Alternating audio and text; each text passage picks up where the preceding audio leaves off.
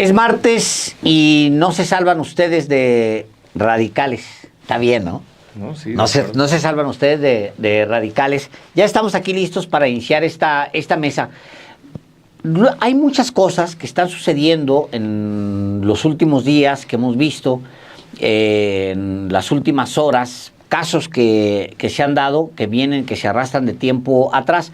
Por ejemplo, hoy revisaremos el pacto de silencio de Calderón con la prensa, pero también se nos atraviesa en los últimos días, a propósito del rancho Izaguirre, el campo de exterminio, ese sí, las fosas y los hallazgos que se dieron en un penal, es decir, en un sitio oficial del gobierno en Piedras Negras, y nos hicimos la pregunta de, ¿no es momento de investigar a los expresidentes? Ahora sí, hay condiciones, son distintas las condiciones de cuando el presidente López Obrador planteaba, y él en lo personal decía, no, quiero gobernabilidad, prefiero la gobernabilidad a investigarlos, pero gobernabilidad hay. ¿No es momento quizá de que la presidenta vuelva a plantear esto a los mexicanos? Sobre eso vamos a hablar, vamos a ver.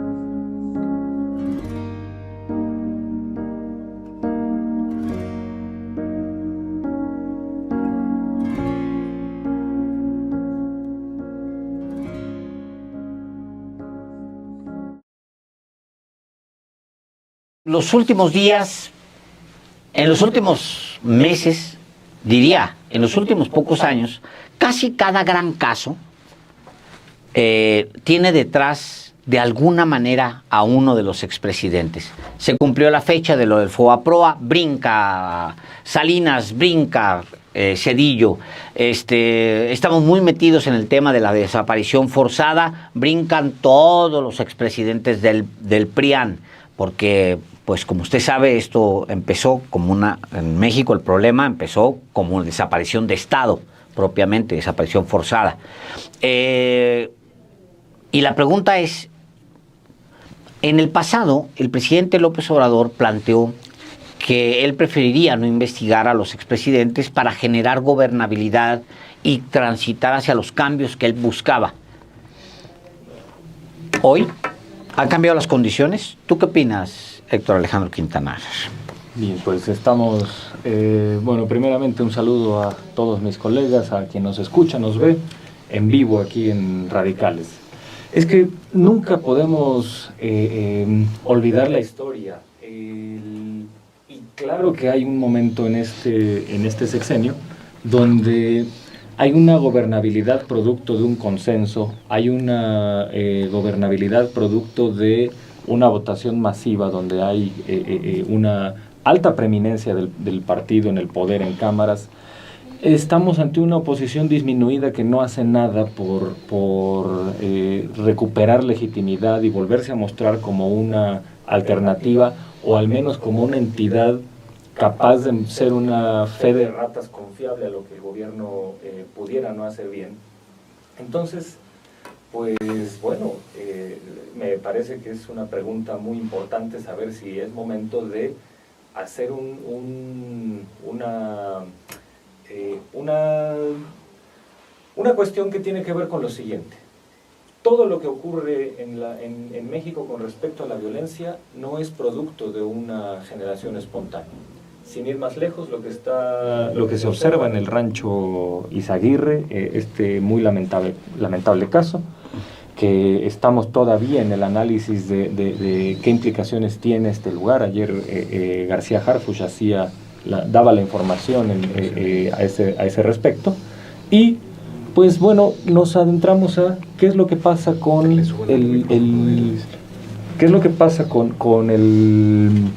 el cártel Jalisco Nueva Generación. ¿De dónde viene? Bueno, es algo que surgió en 2007.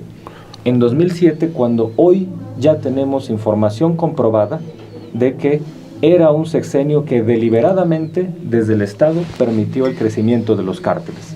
Y uno de los operadores de esa cuestión, que es un narcotraficante en sí mismo como García Luna, está preso. Así que tarde o temprano estas cosas históricas nos llevan a una complicidad o una connivencia o una acción deliberada que está con estos personajes de la historia reciente y no es poca cosa, no estamos hablando de simples corruptelas donde fulanito se robó del erario tanto o perenganito le favoreció a sus cuates en tal o cual negocio.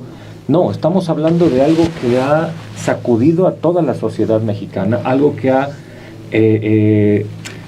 ha roto algunos espacios de convivencia social y que ha generado formas muy destructivas de interrelación social, porque ya hay gente desde 2006 para acá pues que creció solamente con esta manera de entender el mundo a través de la confrontación, a través de la violencia, a través de entender que la única movilidad social posible es el involucrarse con algo del crimen organizado o naturalizar las relaciones de los negocios lícitos con el crimen organizado, sea desde la complicidad o desde la presión de aquellos que no quisieran unirse o no quisieran ser cómplices, pero pues no tienen los elementos y no hay confiabilidad en las autoridades para denunciar a quienes los presionan para pedirles derecho de piso, etc. Es decir, la ruptura que significó 2006 a este país es algo que no hemos todavía dimensionado.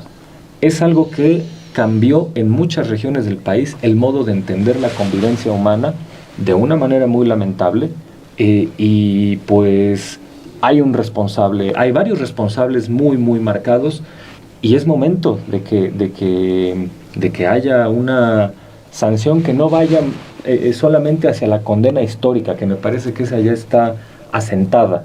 Ya no veo yo que haya una posibilidad de que esta manera de entender el mundo de la guerra contra el narco y somos buenos contra malos y las alimañas y los daños colaterales como el lenguaje belicista y deshumanizado que se usaba en el calderonismo, eso ya no tiene una legitimidad social hoy, ya no tiene ese consenso, pero tenemos que ahondar ese consenso a que reestructuremos todo desde abajo, pero eso tiene que pasar necesariamente por que no haya más impunidad y que los responsables todavía directos de eso estén hoy en la cárcel. No es poca cosa ver a gente de este nivel. No ha sido poca cosa que García Luna esté en la cárcel. Eso me parece que es inédito y muy importante. Faltan sus cómplices y eso tiene que ser un punto de avance a este país para que así se abra un espacio donde se diga, bueno, esto ya quedó atrás y los responsables están pagando. Solo así podemos más o menos reestructurarnos. En mi siguiente intervención haré un símil con lo que pasa en Argentina, porque me parece que está muy vinculado a esto que ocurre con respecto a la memoria. México ha sido gobernado por criminales. Ha sido gobernado por presidentes criminales, por presidentes homicidas, por presidentes torturadores, por presidentes que han desaparecido mexicanos, por miles. Y hay presidentes y secretarios de gobernación, los que operan esos crímenes, más aborrecidos unos que otros. De los presidentes vivos, quizá Carlos Salinas y Felipe Calderón sean los más detestados por los mexicanos. Los dos llegaron por fraude. Los dos llegaron por un fraude electoral. Y explica. Salinas en 1988 y Felipe Calderón en el 2006. Y los fraudes marcan. En buena medida condicionan también el del desempeño. ¿Cuál es el desempeño? ¿A qué intereses van a servir? Y no estoy disculpando a Ernesto Zedillo, tampoco a Vicente Fox, y menos al ladrón de Enrique Peña Nieto. Dicho lo anterior, ¿de qué se les va a acusar?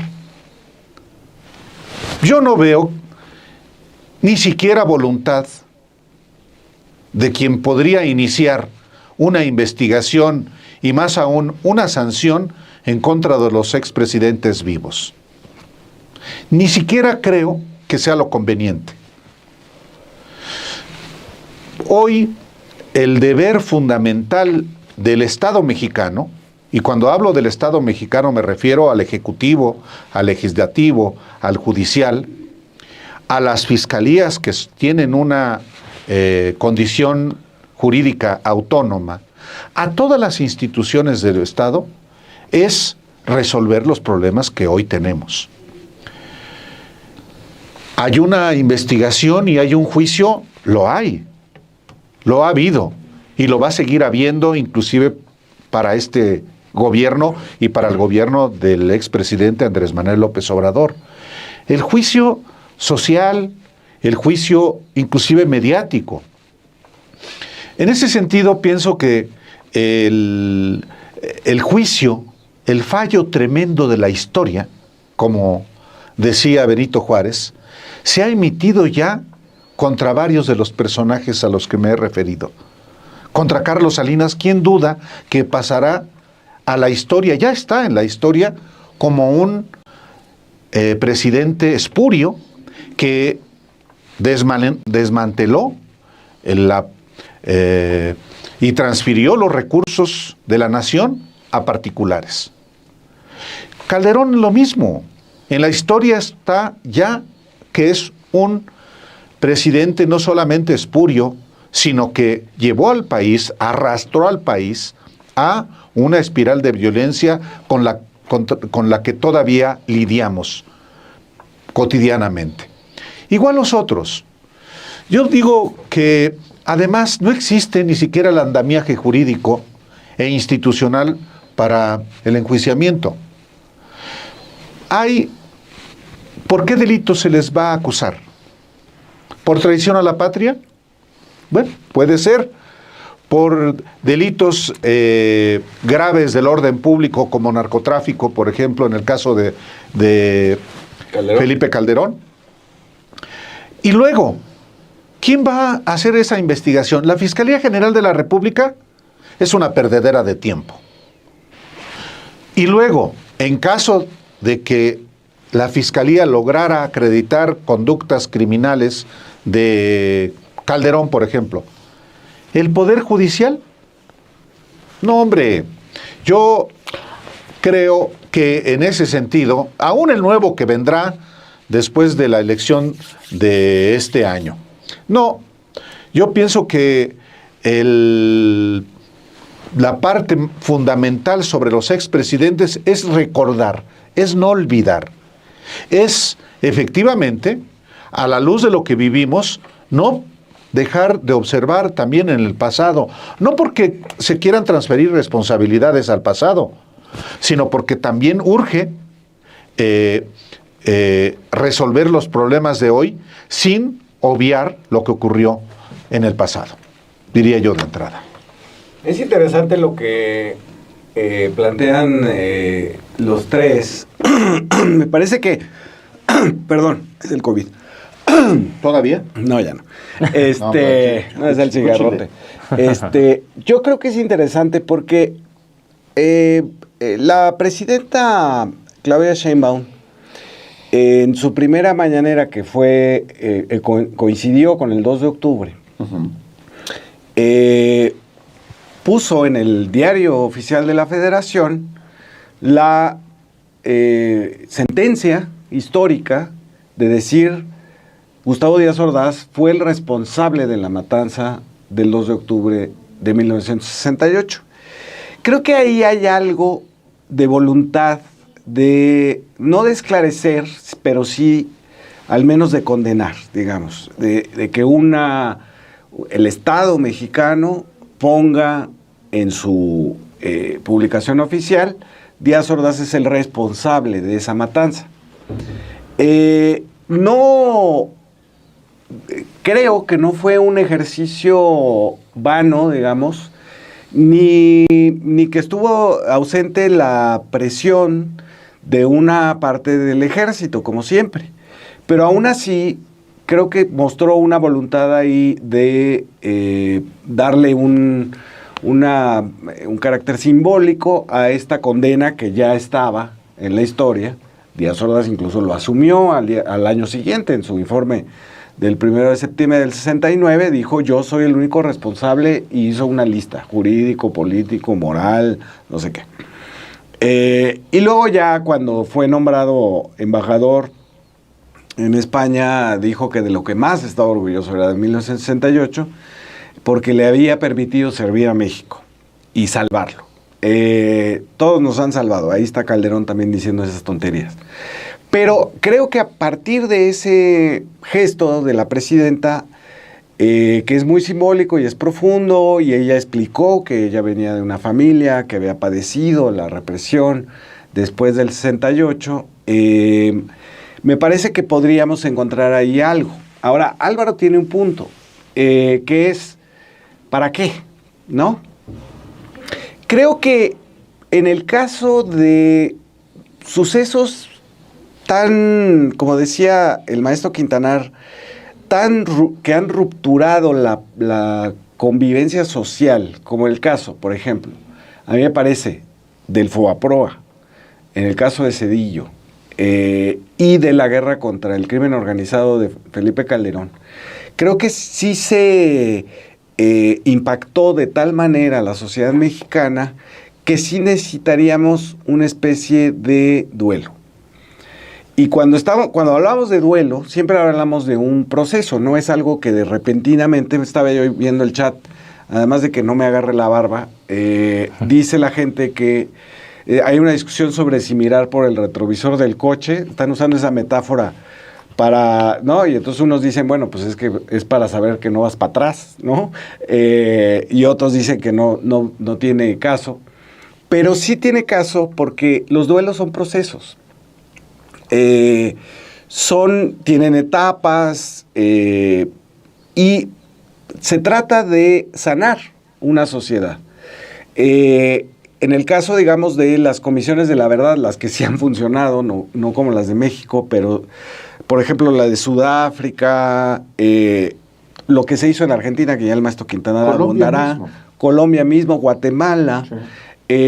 Me parece que han servido no para, digamos, pegarle al avispero, como para usar un término que usaba López Obrador, sino para sanar, para reconocernos también en esos retratos monstruosos de la sociedad que somos. Es decir, fuimos capaces de soportar eso que hizo Zedillo con el FOBAPROA, que desapareció prácticamente a la clase media, o fuimos capaces de convalidar, incluyendo a los medios de comunicación corporativos, salvo 3 honrosas excepciones, la censura, la autocensura, el silencio en torno a la guerra de Calderón. Creo que hay tantas cosas rotas por esos dos momentos que sí valdría la pena hacerlos como un ejercicio de memoria, porque una de las cosas que discutíamos cuando vino la votación para si se enjuiciaba o no a los expresidentes, que fue en medio de la pandemia, que López Obrador tampoco estimuló demasiado porque él dijo, yo votaré en contra, y que, bueno, tuvo un efecto muy espectacular desde el punto de vista de que se reunieron las firmas en tiempo récord y fuimos a la votación. Una de las cosas que discutíamos no es tanto el mecanismo de que encierren a Calderón en el penal de alta seguridad de Puerta Grande, sino saber qué fue lo que pasó. Muchas de las cosas que sucedieron en el Calderonato no están suficientemente difundidas o no se saben. El IFAI, por ejemplo, se encargó de que la cantidad de muertos que hubo en la guerra contra el crimen organizado todavía no la podemos saber en su totalidad. No existe tal cosa. De desaparecidos, no existe tal cosa. De fosas clandestinas, no existe tal cosa. Necesitamos saber qué fue lo que sucedió ahí.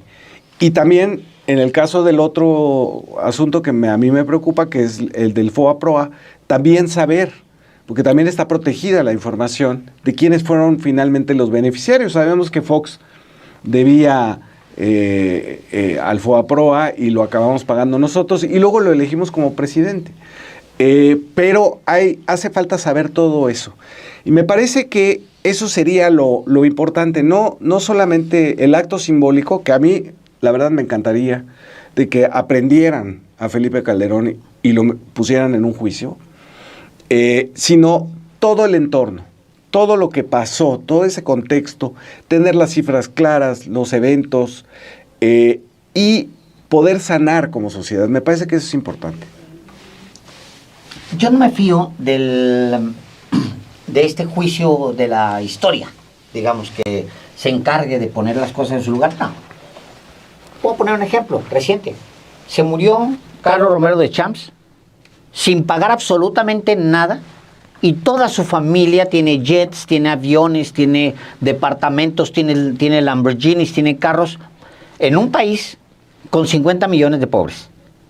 Eso no pasó hace 10 años, no pasó hace 20... Un líder obrero. No, pasó ahorita. Acaba de pasar. Carlos Romero de Champs murió hace un par de años. O sea, el personaje se fue en total impunidad, pero no solamente eso. No regresó ni un peso a su familia. Yo no me estoy refiriendo a cosas del pasado, allá de... No, de ahorita. Y se van, y la historia, ¿cómo lo va a tratar? Bueno, lo va a tratar como un presidente, como un líder obrero, entre comillas, que tiene ciertas dudas sobre su patrimonio, mientras su familia sigue disfrutando, y mañana van a regresar los nietos a tratar de gobernar México. No me queda la menor duda de que puede pasar así. No hay razones para que no pase. O sea, yo quiero saber por qué Enrique Peña Nieto no ha declarado con respecto a Ayotzinapa. ¿Por qué no ha ido ante una autoridad judicial y ha declarado con respecto a Ayotzinapa? ¿Por qué? ¿Por qué lo vamos a perdonar? ¿Por qué no se va a presentar? O sea, él es en la cadena de mando el último responsable y lo dicen absolutamente todas las investigaciones realizadas hasta el día de hoy. ¿Por qué él no va? ¿Porque simplemente no vamos a investigar a los expresidentes? No, yo no estoy de acuerdo. Yo quiero saber exactamente quiénes se reunieron antes de lanzar la guerra de Felipe Calderón y si estaba Margarita Zavala ahí, porque ella es legisladora en este momento y le pagamos dinero de nuestra bolsa, le pagamos su salario. Yo quiero saber exactamente quiénes se reunieron y en qué condiciones se tomó la determinación de lanzar a un país a la guerra que seguimos pagando hasta hoy. El rancho Izaguirre es producto de la guerra de Felipe Calderón, le guste la oposición o no le guste, es producto de la misma irresponsabilidad de Calderón. Entonces, hubo gente reunida que tomó una decisión de Estado en su momento, sí, de Estado, y yo quiero saber exactamente quiénes se reunieron. Si tampoco, es la frase es como si se lanzara así al grandilocuente, ¿no? Investigar a los expresidentes. No, hay cosas muy puntuales. El tema es que no los investigamos de nada absolutamente. Es más, te diría, va a ser complicado investigar el tema del FOBAPROA, va a ser complicado, porque hay valores que no sabemos medir. ¿Qué hubiera pasado si no pedimos el préstamo? A lo mejor sí nos hubiéramos hundido, porque había una deuda de país con respecto a los que habían invertido en los bonos del Tesoro, por ejemplo. Ahí hay que aclarar. Yo cuando hablo de investigar el FOBAPROA es investigar... La barriga. Exacto, que sí, todo el mundo aventó, claro, todo lo que debían, claro, y lo pagamos nosotros. Es correcto. No el préstamo, ¿no? Bueno, incluso el préstamo, yo diría. Pero lo que me refiero es que hay cosas que a lo mejor ya son inasibles, pues, ¿no? Pero hay cosas muy puntuales sobre las que sí tenemos que investigar los expresidentes. Y en la idea de decir, no los vamos a investigar, entonces Gers Manero no cita a Enrique Peña Nieto a declarar allá en España ante una autoridad por el caso Ayotzinapa. ¿Por qué? ¿Por qué se abroga por qué toma él esa decisión que no comparto yo y que no comparte la mayoría de los mexicanos? Yo quiero que el personaje vaya y declare, el expresidente. ¿Por qué somos el único país que no tiene a nadie metido en la cárcel, ni recuperación ni siquiera de fondos con respecto a caso de Brecht? ¿Por qué? No, señor, por lo menos no cuenten pues con mi anuencia personal de que ya no se van a investigar porque no sirve de nada. No, yo sí quisiera saber por qué él no fue a lo de Ayotzinapa, por ejemplo, qué órdenes y qué participación tuvo, porque hubo una mesa en la que él encabezó. Y ahí están los datos y son recientes. que Enrique Peña Nieto encabezó. Entonces, me regreso. Cuando hablamos de no investigar, tiene un impacto muy profundo el no investigar. El decir, ni los vamos a investigar ni no los vamos a investigar, a lo mejor podría haber eso, pero es abrir simplemente la posibilidad en que los casos donde hay que investigar se investigue. Por ejemplo, ¿por qué no está detenido Felipe Calderón? Si el narcotraficante Genaro García Luna está detenido en el extranjero, si él mismo no pone un pie en Estados Unidos, pues si no está loco, hay posibilidades de que lo detengan. ¿Por qué no está siendo investigado Felipe Calderón? Yo quiero que Felipe Calderón aclare cómo es que después de que se le dijo muchas veces, desde distintas fuentes, incluyendo un subsecretario de la Defensa Nacional, le advirtió que Genaro García Luna era un narcotraficante, ¿por qué sigue libre? ¿Por qué no se le está investigando? ¿Por qué no hay una causa abierta? Ahora, el hecho de que Gers Manero sea este personaje ineficiente que conocemos, no es razón para que no podamos armar una buena causa. Cuando yo hablo de investigar, ni siquiera estoy pensando en Gers Manero, hombre. Ya sabemos lo que va a pasar si le ponemos en las manos a Gers Manero las cosas. Ya sabemos, pues si no nacimos ayer, ¿qué va a hacer? Pues igual él no lo negocia por su lado. Yo he oído casos de que él se lleva muy bien con los abogados panistas, por ejemplo, con una cantidad brutal de abogados panistas nunca lo critica la oposición. ¿Por qué nunca lo critica la oposición? ¿Por qué tiene tan buena relación con la oposición Gers Manero? ¿Por qué? Pues porque no los investiga, se le escapan todos, se le van. Tomás Herón se fue. Tomás Herón se fue. Silvano Aureoles, hombre. Cabeza de vaca. Se le acaba de escapar. Oye, es una vergüenza. O sea, si Álvaro y yo vimos la investigación esa hace 6 años. Hace 6 años. De la unidad de inteligencia financiera estaba todo armado. Cuando Álvaro lo publica, lo vimos, Álvaro y yo. Lo conocíamos. Ahí están las publicaciones. Claro, ningún medio lo tomó. Pero ahí estaban las publicaciones de dónde estaba y cómo estaba involucrado Silvano Aureoles. ¿Tú crees que Gers Manero no tenía más información que la que nosotros dos civiles no teníamos? Claro que tenía. ¿Cómo es que se le escapó? ¿Por qué no le preguntan a Gers Manero por qué se le pudo haber escapado Cabeza de Vaca cuando la noche en que perdía el fuero, Álvaro y yo le dijimos, ojalá en público no se le vaya a escapar a Gers Manero? Entonces, obviamente que pasa por lo de Gers Manero, claro que pasa, pero si le damos la carta de que no lo vamos a investigar a Gers Manero, él, de por sí, no tiene ninguna presión, pues menos lo va a hacer. Es un problema siempre de memoria histórica.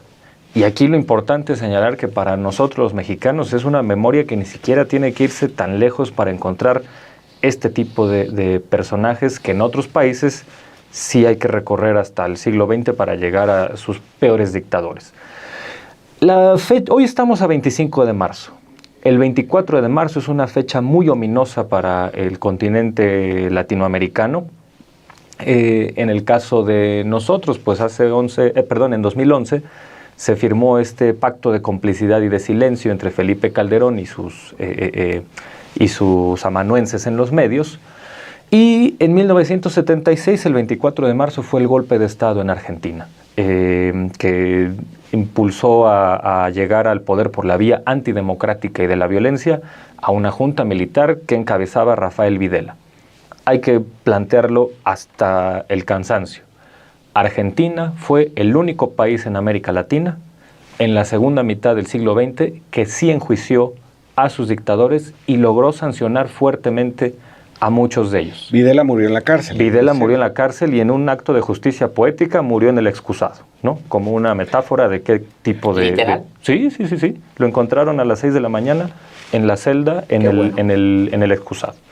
Muy merecido sepulcro de este personaje. Argentina fue el único país que condenó a un alto personaje del clero, a Christian von Bernich, el capellán de la policía de Buenos Aires, que él mismo no solo legitimaba la represión, sino participaba en ella, en torturas y en asesinatos. Y aún así, Argentina, hizo este juicio fue el país que por mucho tiempo mantuvo esta memoria histórica viva y había un consenso generalizado a partir de 1985 de nunca más regresar a este periodo, y quien reivindicara este tipo de cosas era mal visto en la sociedad argentina, cosa que no ocurre en muchos otros países del Cono Sur, donde al contrario, en 2019 Jair Bolsonaro ganó reivindicando a la violencia de la dictadura. La hija de Ríos Montt, Suri Ríos, el dictador de Guatemala, está hoy con posibilidades de ser aspirante presidencial en Antonio Kast en Chile. Antonio Kast en Chile, José Antonio Kast en Chile es un reivindicador completo de la dictadura de Pinochet, que junto con la Argentina fueron las más sanguinarias y las más violentas y de las más prolongadas en el Cono Sur. La más prolongada fue la de Stroessner en Paraguay, del 54 hasta el 80 y tantos. La más prolongada es la mexicana. Y bueno, ya la dicta blanda. Sí, bueno, en México Más con cambiaban otro. de rostro, pero seguía siendo Con pequeños golpes de estado internos, Claro. ¿no? Sí, con reacomodos internos del partido de Estado. A lo que voy es, esta memoria que funcionó también en Argentina, hoy está en un peligro tremendo. El día de ayer sale uno de los ideólogos de Milei, un personaje que se llama Agustín Laje, a tratar de dar una nueva versión, falsa desde luego, de lo que ocurrió durante la dictadura militar, como para decir que no, que es falso lo que se ha dicho y que también la izquierda tiene culpa de lo que pasó y que no solo la dictadura cometió crímenes. Se suicidaban de 3 puñaladas en la espalda. Sí, sí. Los izquierdistas. Sí, claro, ¿no? Y eran el terrorismo de izquierdas, como lo llaman, como si fuera lo mismo la violencia estatal que la violencia de los grupos que se autoproclaman revolucionarios en un contexto donde no había una guerra, como estos grupos tratan de manifestar. Había atentados en todos lados, hasta en Estados Unidos había atentados, y ni siquiera ahí decían que Estados Unidos estaba en guerra. En fin, el punto a donde voy con esto concluyo es que el país que sí logró reivindicar la memoria histórica, el país que sí logró sancionar a muchos de sus peores personajes, hoy incluso está tambaleando y está en peligro porque esta memoria está tratando de ser desplazada. Exacto. Está tratando de llevar de nuevo el discurso del olvido o el de la farsa. Si Argentina corre ese riesgo, y ellos que sí hicieron esta cuestión ejemplar, ¿qué nos espera a nosotros si no hacemos algo parecido? Si no hemos hecho esta reivindicación de memoria histórica, corremos el riesgo de que dentro de poco alguien vuelva a salir con que no, la estrategia buena era la de Calderón sí fue un buen presidente. Bueno, Xochitl lo dijo, ¿no? Sí, por eso, exactamente. ¿Qué tal si en el futuro gana una Xochitl? Exactamente, con este vocero que tenía Max Cortázar, que es calderonismo puro, y que se traigan a los resabios del calderonismo de nuevo a hacer política, o bueno, revistas como Letras Libres siguen dándole espacio a Guillermo Valdés para hacer justificaciones sobre García Luna, que eso ya, insisto, equivale a narcomantas. Es una cosa donde desde febrero de 2023 tenemos que dejarlo así.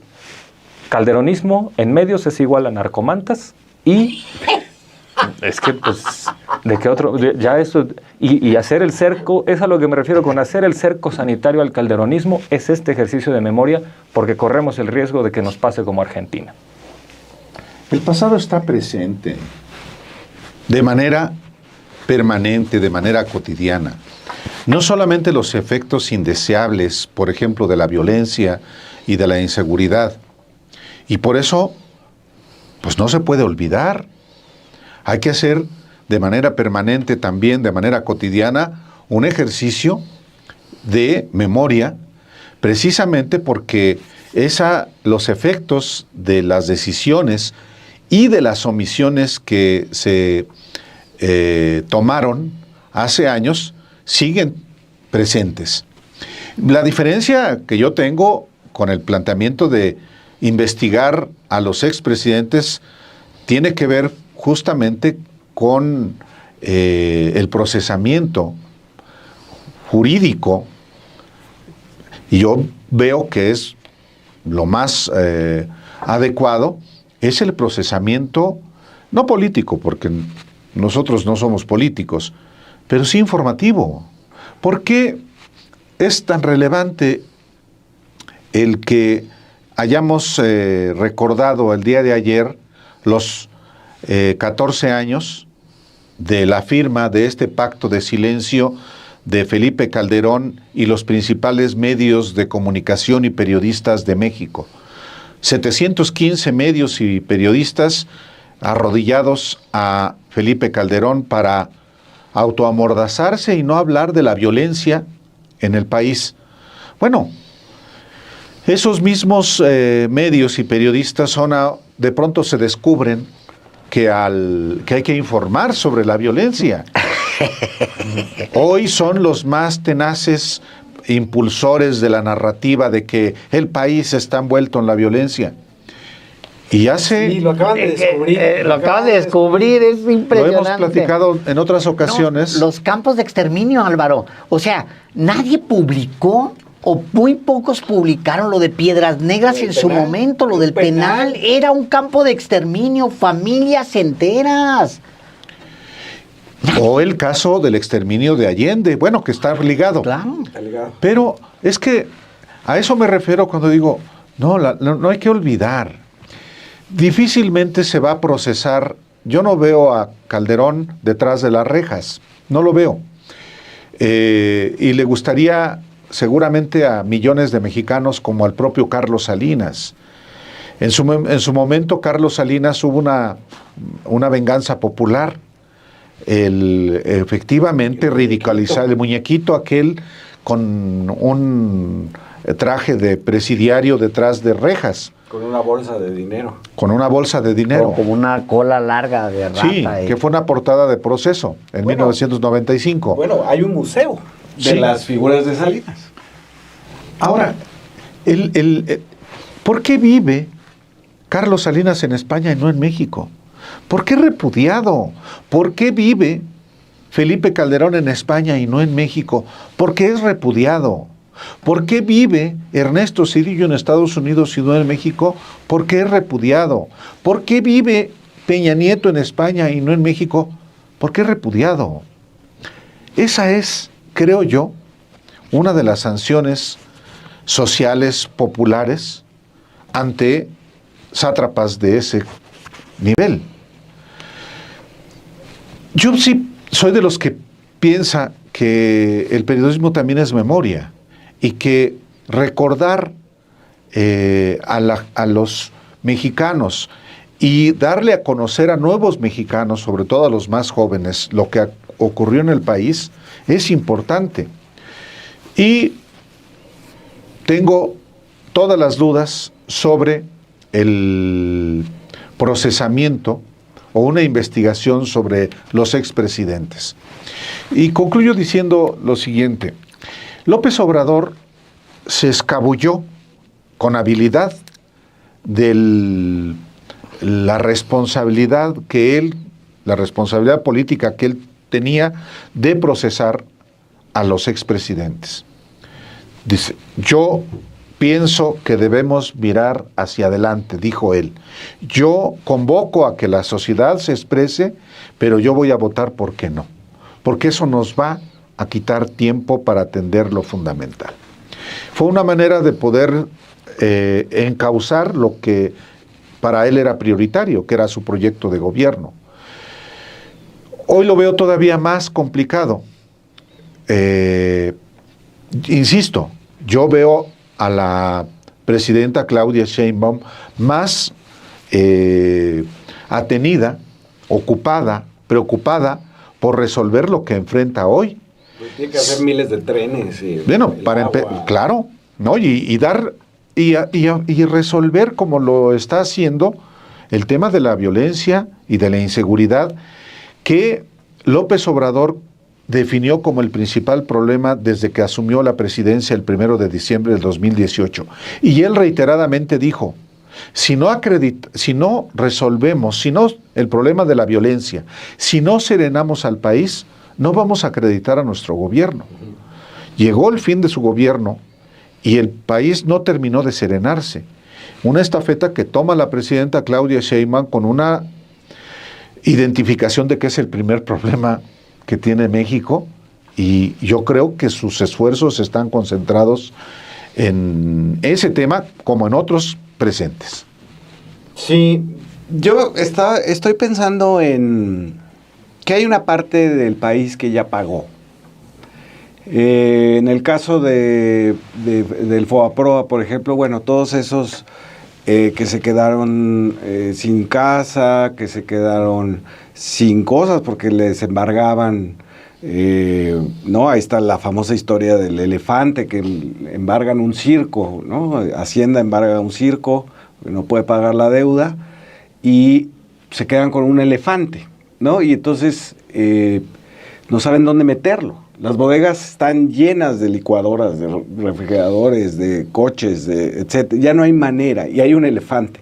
Entonces lo dejan afuera, y es este elefante el que lleva el movimiento del Barzón a una de las manifestaciones, y el elefante irrumpe en el Senado.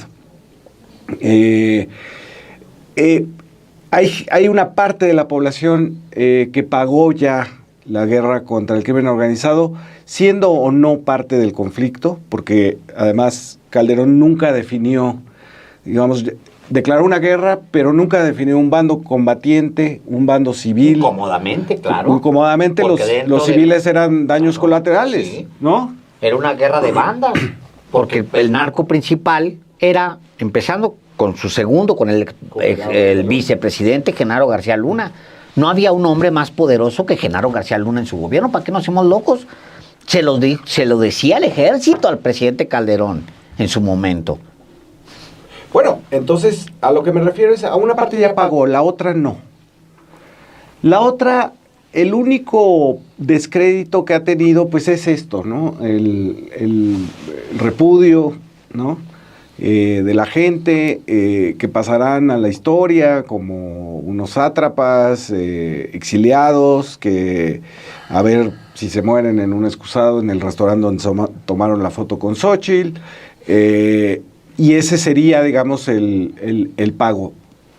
Yo no sé, o sea, yo sí creo que Freud tenía razón cuando decía que si no atendías la causa, el síntoma seguía apareciendo. Esto que dicen Alejandro y el maestro Quintanar, que podría resurgir un José Antonio Casta aquí, ¿no? Claro.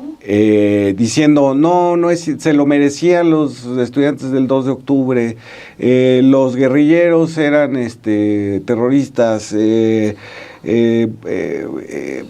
Estado no sirve, etcétera. Pues es Salinas Pliego. Es Salinas Pliego, entre pero otros. No, pero yo lo que plantea Héctor Alejandro es todavía más allá de eso, Álvaro.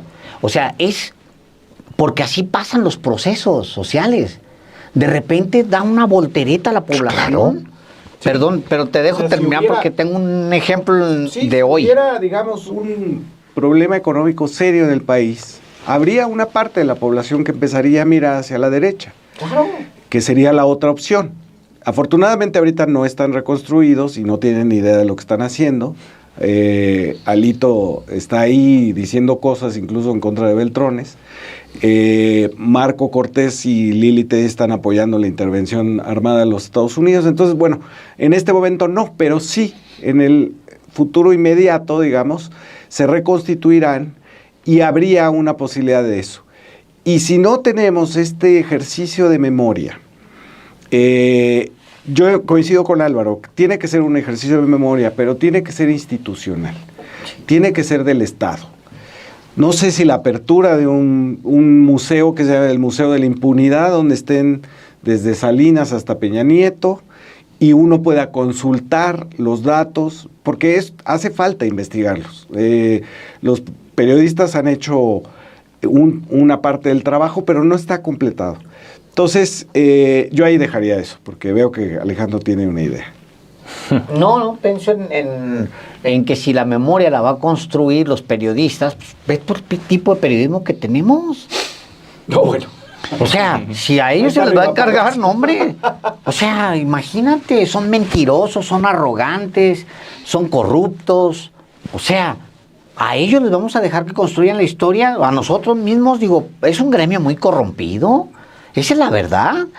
Ahora, yo leía hoy, se les filtraron unos correos, no sé si lo vieron en el escándalo de Estados Unidos, Sí. se filtraron unos correos, más bien en Signal, que es una paquetería como WhatsApp, hagan de cuenta.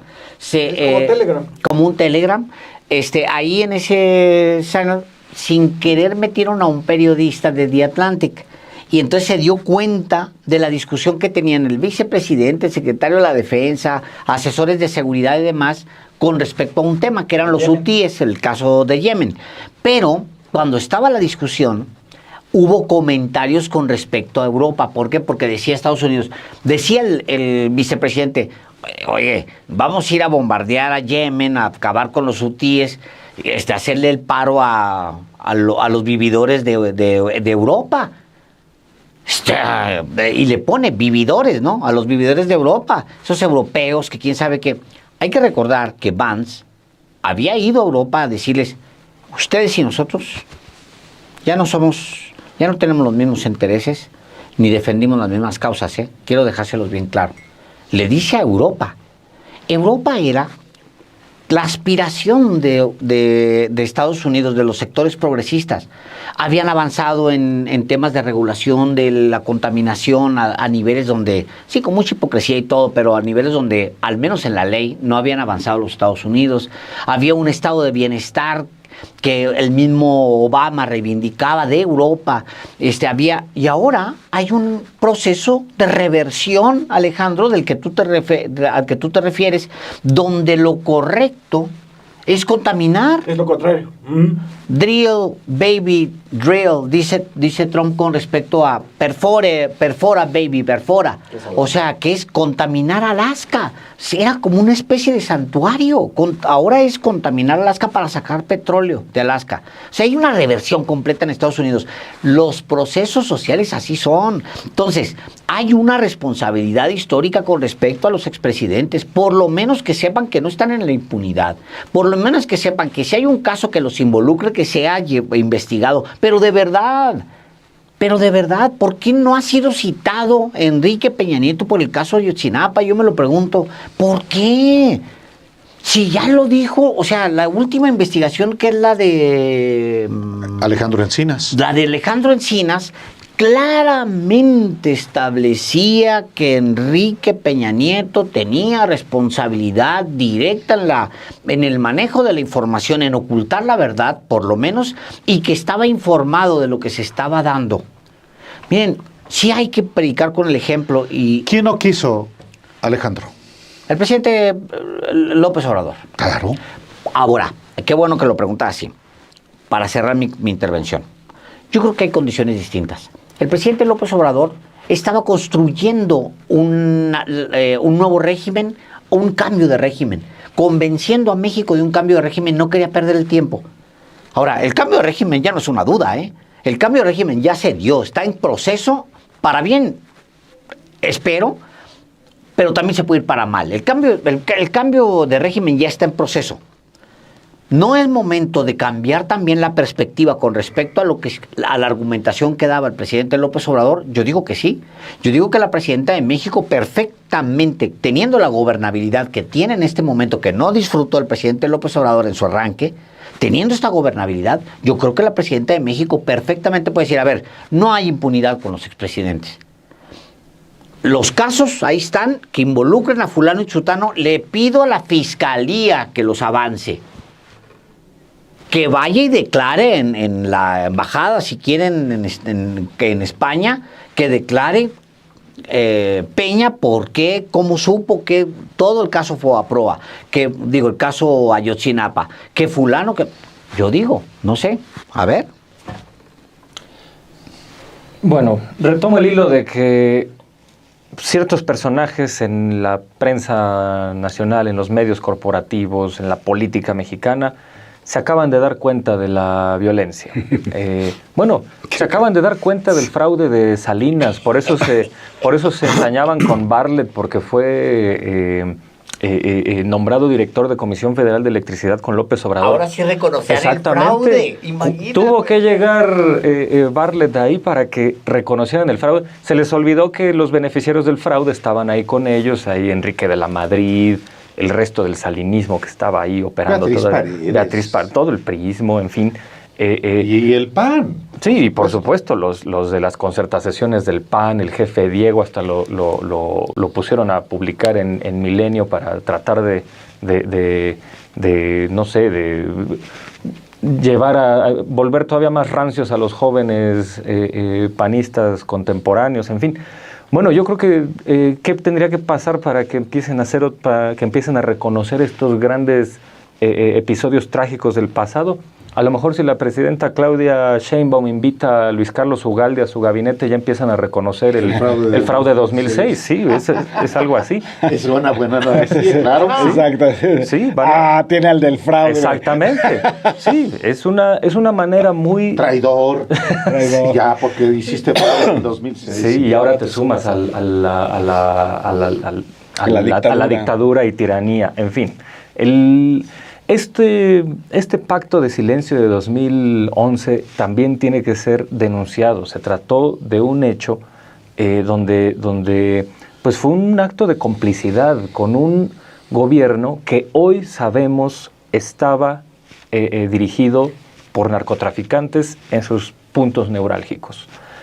¿Por qué no ha habido un mea culpa de esta gente? ¿Por qué no en lugar... Si en ese entonces, como decía Enrique Serna, ¿no? con su última novela sobre historia y periodismo en México, o sea... Sobre De Negri. Sobre De Negri, que era el vendedor de silencio. En 2011 se convirtieron todos en precursores de silencio, en vendedores de silencio. Hoy son traficantes de gritos. Hoy se han convertido en denunciadores falaces, sin rigor, de todo lo que por mucho tiempo callaron en complicidad con un gobierno que hoy sabemos que era narco. O sea, no era sospechoso, no era cómplice o presionado, no, eran narcos gobernando. Entonces, pues tenemos ese reto aquí, porque ese silencio hay que mirarlo hoy, pues no como un error de, bueno, sí, caímos en la estrategia fallida de Calderón. No, es una forma de complicidad. Es una forma de complicidad a la que otros medios no se sometieron. Y sí denunciaron y sí mantuvieron ese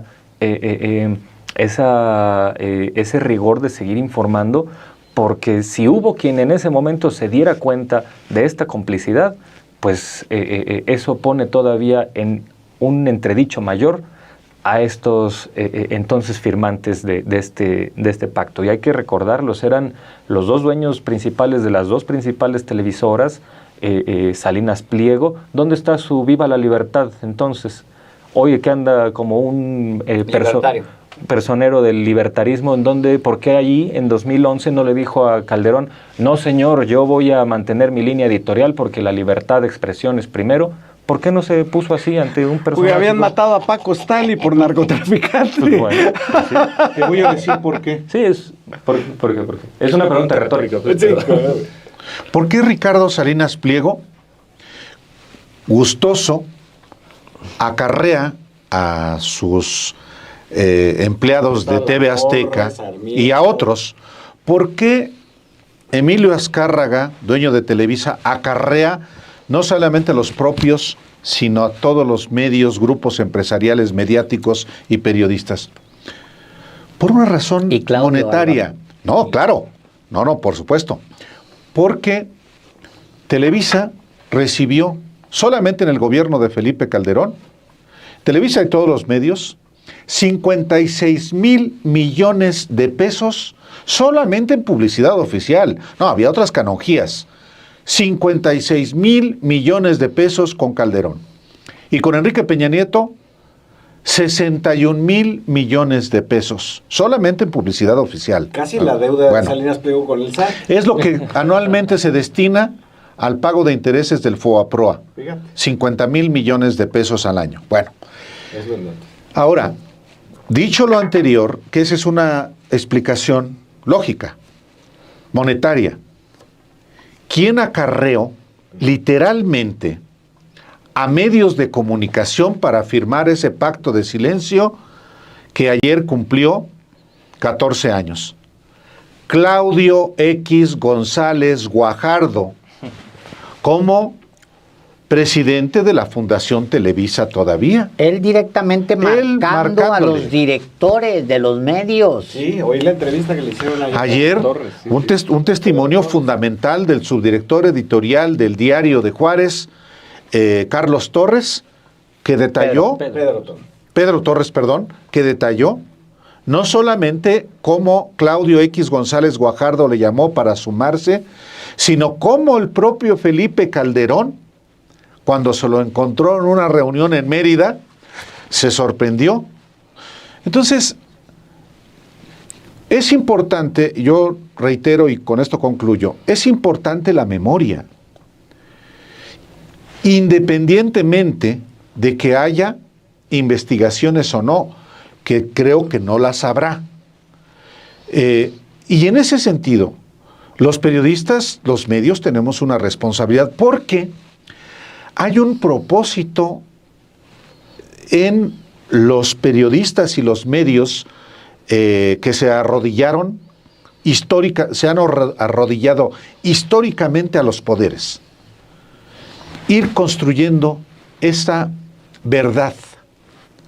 Por eso uno lee a Enrique Krause publicar en Reforma lo que él quiere que sea la verdad histórica, que México hoy está asfixiado en sus libertades y que el único defensor de las libertades, de la libertad de expresión es Latinus. El nuevo proceso. El nuevo proceso. Ese mole estuvo en el pacto ese. Y hay que decirlo. No, claro, ser uno de los conductores estelares junto con Sarmiento. Eso sí hay que decirlo. No. Es absolutamente mentiroso. Y hay que desenmascarar al mentiroso que Krause diga estas aberraciones. No, bajo ninguna circunstancia, por lo menos yo le voy a permitir jamás que quiera imponer una narrativa mentirosa, falaz, interesada y profundamente corrupta. Y dijo Krause, hay que volverlo a decir, que la de Calderón fue una guerra necesaria. Lo publicó en un libro, aquí lo hemos dicho varias veces y hay que decirlo hasta el cansancio. Ayer lo traía y ya se me olvidó. Hay un subtítulo, ese... La guerra necesaria. Hay que leerlo, no lo hemos leído completo, íntegro.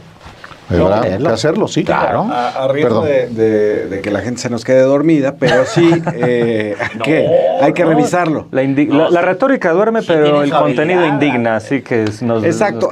Todo lo que ellos dijeron en esos años hay que recuperarlo. Lo que dicen hoy. Y lo que dicen hoy, porque fíjate que en algunos casos, como el de Krause y el de Aguilar Camín, sí hay una línea que no veíamos con la claridad que la vemos ahora, pero hay una línea de ultraderecha que se iba formando. Yo recuerdo cuando Aguilar Camín publicaba una columna que se llamaba En la Esquina, en Proceso. En Proceso. Que llegó a decir, frente al no escándalo de los lectores, llegó a decir que se necesitaba probablemente una dictadura para imponer el neoliberalismo, como en el caso de Chile. Sí, claro. Lo veía con buenos ojos. Y hacía una argumentación como las que hace Aguilar Camín, llena de falacias, llena de pero hábil. Pero hábil, ¿no? Como de driblando ahí, ¿no? El mismo. Pero hay que recuperarlo. Ahora, decían aquí en el chat, nos están criticando que vemos mucho el celular, pues estamos viendo qué dicen ustedes. Sí, luego nos dicen, oigan, no estén poniendo atención. Es que estamos leyendo lo que ustedes están diciendo. Somos dos personas en la conducta. A diferencia, digamos, de la televisión y lo que ustedes creen, decíamos hace rato, pues hay dos personas acá y está uno muy pendiente de las instrucciones que le están uno dando, etcétera. Por eso es que somos muy poquitos. Pidiendo el súper, ¿no? Sí, no estoy viendo a ver quién habla de mí, no, está uno muy pendiente. Estamos en eso. Bueno, alguien aquí decía, con toda razón, que probablemente López Obrador no quería enjuiciar a los expresidentes porque el Poder Judicial los hubiera exculpado. Los hubieran parado, hubiera sido maravilloso. sacado, ¿no? Habría habido una crisis, digamos, Claro. con el Poder Judicial, Así ¿no? es. Qué bueno que hubiera sucedido. Que López Obrador evitó, pero que al final dijo, y les lanzo esta idea de que se elija, ¿no? Que es lo que vamos a hacer en unos meses. Sí. Me parece que parte de las condiciones que decías, Alejandro, que han cambiado, además del asunto de la gobernabilidad, además del asunto del consenso social tan absoluto que tiene Claudia Sheinbaum, y que además todo lo que ha hecho Trump ha consolidado esa aprobación, ese consenso, etcétera. Todo eso además va a cambiar con el nuevo Poder Judicial. Entonces, probablemente haya más condiciones con una Todavía nueva más Suprema condiciones. Corte, con una nueva judicatura, con una nueva, con todas las instancias que vamos a elegir, que algún día haremos ese programa de por quién votar y por quién no. Habrá condiciones para enjuiciar. Ahora, yo reitero, y con eso me gustaría terminar, en mi planteamiento del principio, digamos, que es, a mí me interesa más que se sepan las cosas, para que se guarden como una memoria histórica de lo que que no se sucedió, repitan. que no se repitan, más que ver, que me encantaría, a Calderón esposado. Me parece que simbólicamente es importante, pero creo que lo demás, qué pasó, cómo, por qué, es decir, esta reunión que dice Alejandro Páez, donde se decide la guerra contra el crimen organizado, me gustaría saber con base en qué diagnóstico, si los homicidios iban a la baja. Me gustaría saber por qué se decidió dejar a Genaro García Luna, a pesar de que el ejército le ¿Quién dijo se lo que no. recomendó a Calderón? ¿Quién se lo recomendó? ¿En qué boda de quién? Que eso tú ya lo has dicho, ¿no? Que llega el grande, ¿no? A una boda y está Felipe Calderón y Sí, le dicen... Lo publica ¿Quién es? No, hay varios testimonios, Sí, de ¿no? hecho. Eso. Es un evento En la ca- en la- cermeño. Claro, es en el La bautizo, Laguna. es el bautizo de Guillermo Anaya Llamas, Exacto. compadre de Felipe Calderón. Así es, en un bautizo ahí. Ahí le llega dicen el grande y queremos es... a García Luna. Y él Se dice, lo "Va". recomienda. ¿Por qué Acosta Chaparro anduvo Negociando con los los- narcotraficantes? Exacto. No, hay cosas que No, se hay muchas tienen que cosas. quedar, pero están como anécdotas. Ese es el gran tema. Ahorita están a nivel anécdota. Es como, ¿dónde fue que alguien dijo que Acosta Chaparro? No, o sea, un Subsecretario de la Defensa Nacional lo Y- dijo. Y luego matan a Acosta Acosta Chaparro. Después, al día siguiente de un desayuno en el que está con el subsecretario de la Defensa Nacional, con el abogado José Antonio Ortega Sánchez, Pero les y toman filtran fotos. y les toman fotos y la publica Raimundo Riva Palacio. O sea, no, hombre, es casi una condena de ver. muerte. Publica la foto. Una condena de Era en el muerte, periódico no. 24 horas que dirigía Riva Palacio, mano, no, hombre. personero de Carlos Salinas, que dice que la verdad es irrelevante. No, es que hay muchas cosas Es que... es cierto, o sea, que no quedara en anécdota, que supiéramos la estructura de lo que sucedió, la cronología de lo que sucedió y poder fincar por lo menos una responsabilidad histórica moral a estos Pero todos sujetos. tenemos nuestra responsabilidad, no va más allá a la de informar justamente eso. No contamos ni con recursos de... Somos Por un eso, grupito. Álvaro, pero es el Estado mexicano el que Pues, tiene que el tomar Estado. una responsabilidad No, sí, ahí. pues sí, O sea, pero- no lo podemos per se o a priori exculparlo de la responsabilidad No, de no. llevar a los culpables de ciertos eventos que todavía están vigentes ante un juez y que un juez diga, órale, no, No hay elementos. no hay elementos, órale, está bien, pero que el juez tenga nombre, tenga apellido y que la autoridad lo lleve hasta allá. La responsabilidad le corresponde a la presidenta de México, Claudia Sheinbaum, hoy. ¿La va a tomar? No creo. Bueno, esa es una respuesta. Es Aquí tremenda. nosotros proponemos que sí lo haga. Yo también propongo que sí lo haga. Yo creo que hay momento, ella tiene como nunca la manera de hacerlo, como no lo tuvo ni el presidente López Obrador. Pues gracias, vámonos. Vámonos. Muchísimas gracias. Hasta pronto. Nos vemos la próxima semana, martes, 11 horas. Se estaba poniendo más bueno cada vez, hombre. Gracias. Gracias, 6 horas.